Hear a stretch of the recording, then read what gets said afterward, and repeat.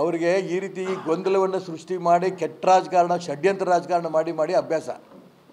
ಅವ್ರ ಷಡ್ಯಂತ್ರ ರಾಜಕಾರಣಕ್ಕೆ ಇವತ್ತು ರಾಜ್ಯದ ಜನ ಬಗ್ಗಲ್ಲ, ನಮ್ಮ ಕಾರ್ಯಕರ್ತರು ಬಗ್ಗಲ್ಲ, ನಾನಂತೂ ಬಗ್ಗಲ್ಲ. ಇನ್ನೊಮ್ಮೆ ವಿಜೇಂದ್ರಗೆ ನಾನು ಹೇಳೋಕ್ಕೆ ಇಷ್ಟಪಡ್ತೇನೆ, ರಾಜ್ಯದ ಕಾರ್ಯಕರ್ತರು ಗೊಂದಲವನ್ನು ಉಂಟು ಮಾಡೋಕ್ಕೆ ಪ್ರಯತ್ನ ಮಾಡಬೇಡಿ. ನಿಮಗಾಗಲೇ ಸೋಲಿನ ಭೀತಿ ಬಂದೋಗಿದೆ.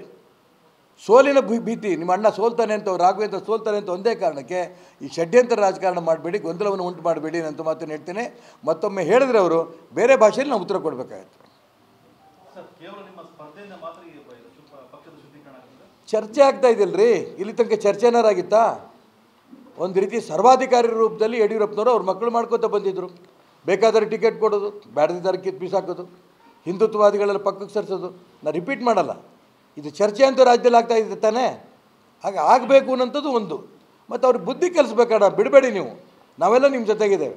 ಇದೆಲ್ಲರೂ ಹೇಳ್ತಾ ಇರೋದ್ರಿಂದ ಅವ್ರ ಬುದ್ಧಿನೂ ಕೂಡ ಕೇಂದ್ರದವರು ಕಲಿಸ್ತಾರೆ, ನಾವು ರಾಜ್ಯ ಜನನೂ ಕೂಡ ಕಲಿಸ್ತಾರೆ, ರಾಜ್ಯದ ಮತದಾರರ ಜೊತೆಗೆ ರಾಜ್ಯದ ಕಾರ್ಯಕರ್ತರು ಬುದ್ಧಿ ಕಲಿಸ್ತಾರೆ. ಎಲ್ಲರ ಆಶಾ ಭಾವನೆ ಇದೆ, BJP ಶುದ್ಧೀಕರಣ ಆಗುತ್ತೆ. ಚರ್ಚೆ ಆಗ್ತಾ ಇದೆ, ಶುದ್ಧೀಕರಣವೂ ಆಗುತ್ತೆ.